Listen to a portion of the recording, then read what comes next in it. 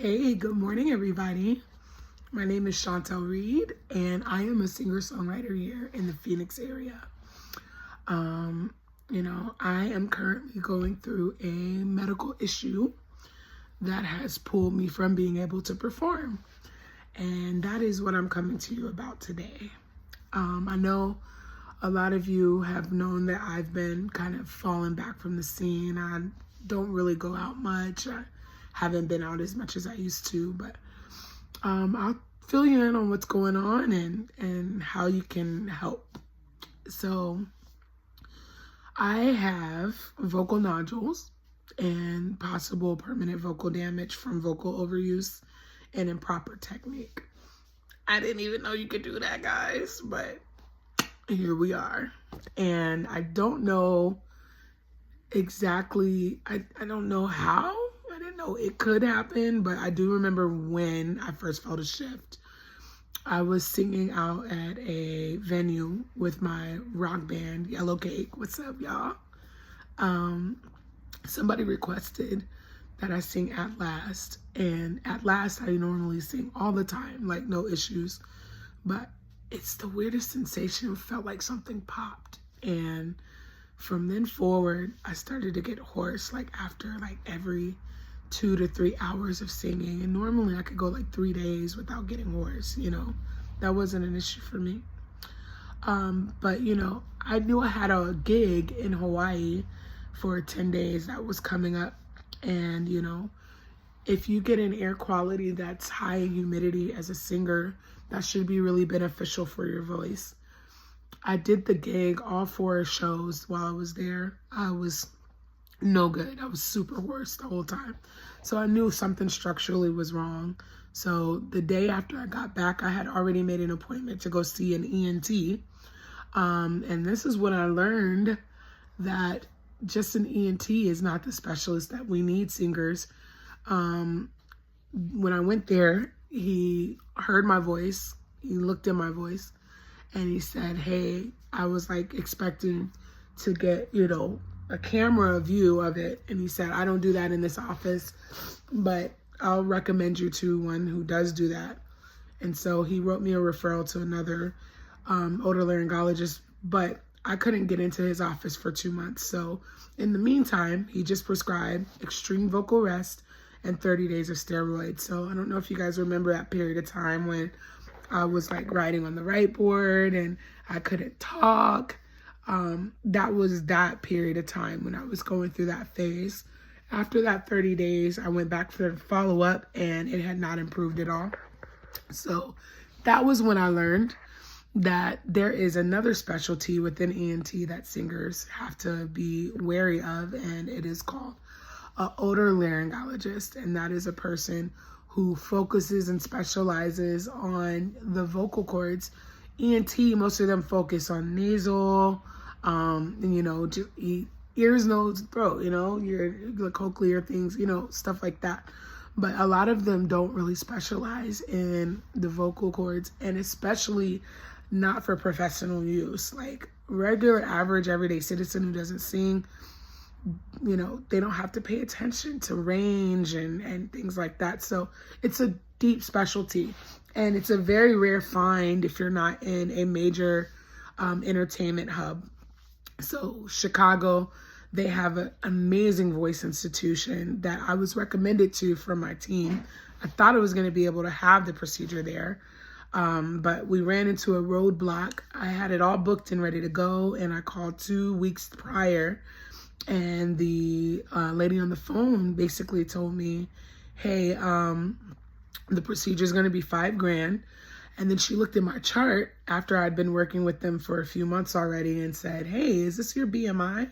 And I was like, yeah. She said, that's your weight and height? I was like, yeah. She said, they're not going to let you have the surgery, right? And I said, I'm sorry, excuse me? I don't even know who you are. So how you telling me I can't have my surgery? She said, they're not going to take you at this day clinic that we utilize for this surgery. We're going to have to see if you can do it in the OR.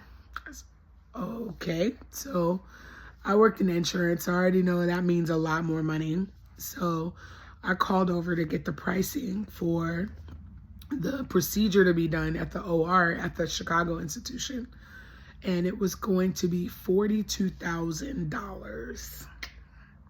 Yeah, out of pocket, because when your insurance doesn't go over state for anything that's not an emergency. So I know people thought I was balling out of control because of that damn game show, but this happened a while after that, and I didn't just have $48,000 sitting around.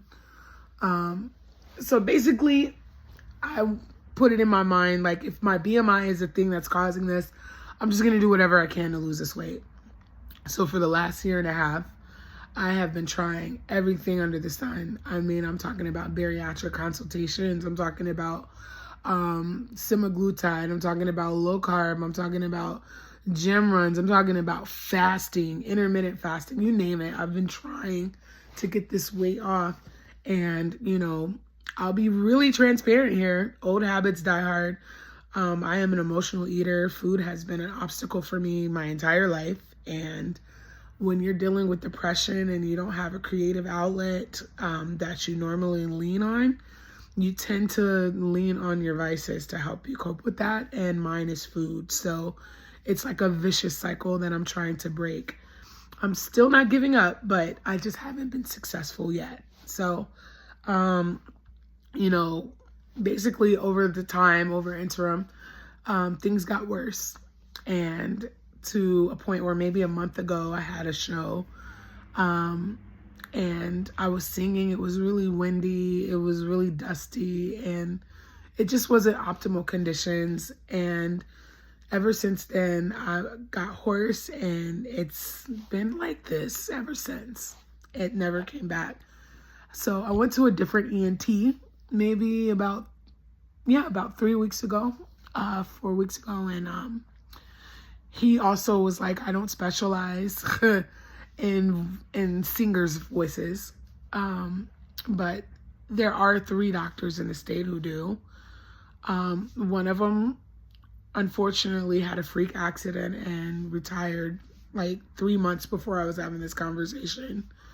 The other one works at Mayo Clinic and doesn't take my insurance, so he won't see me. And the other one was, ironically, the same doctor that I went to for the camera one, who told me I needed to get the therapy. So I have an appointment there tomorrow. And I am glad that I'm going to get an update and hopefully a surgery date finally.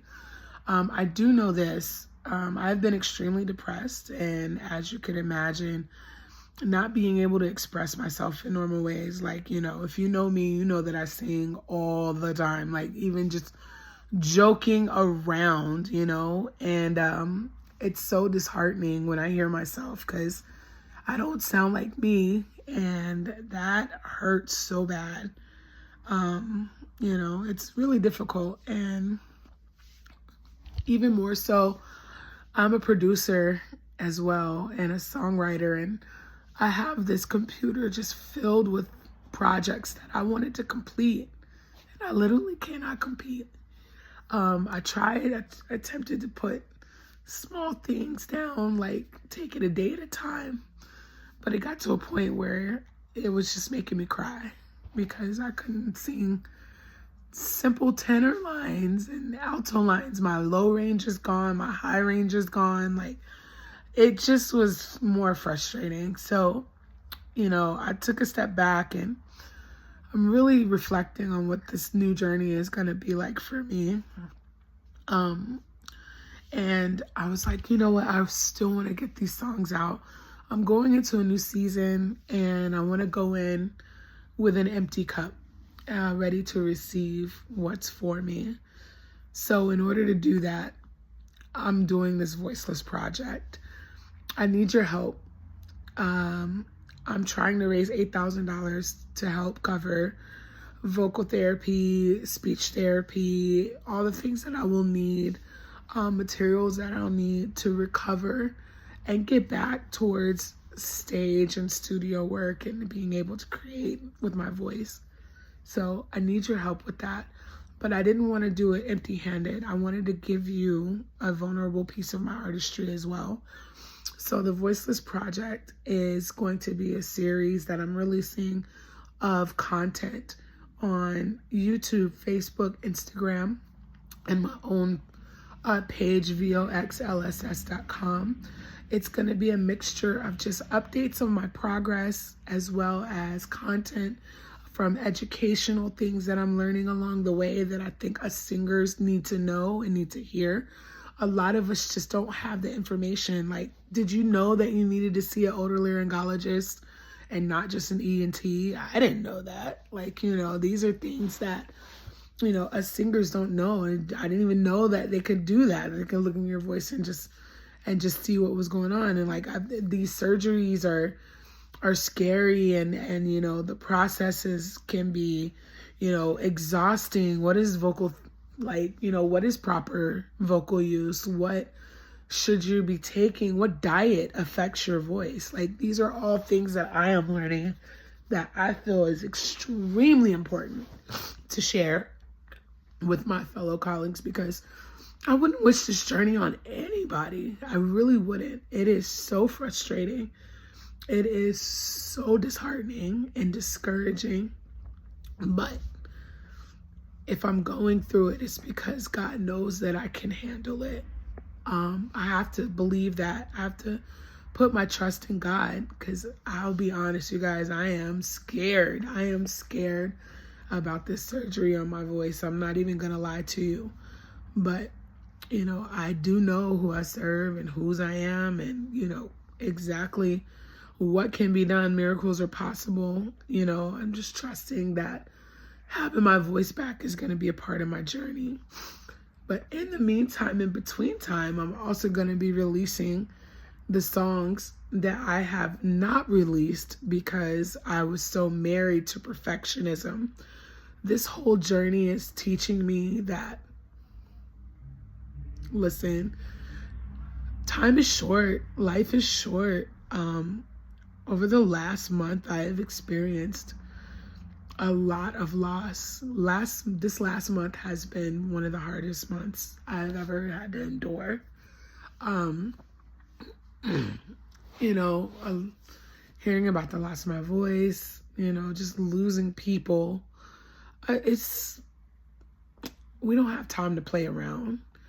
Your music is a conduit, you are a conduit to bring your music to the world and your creativity to the world. And sometimes we get hung up on silly stuff, like it's not mixed right, it's not mastered, oh, I missed a note on the third verse, like, we get so meticulous and then we end up never putting it out to the world. Well, this is going to be raw, unmixed, unmastered, some of it unmixed, some not completed, some with just 1.5 verse, some are just gonna be beats that I made.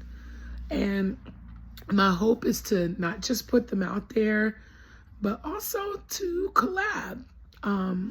If you feel that you hear a song that you like and you want to take it, or you want to, finish it out for me, if you want to add a verse to it, this is what I want this project to turn into. Not just not like a memorial to Shantal's voice, but like to, to open the door and educate and bring in a sense of community around this, because I really need you guys.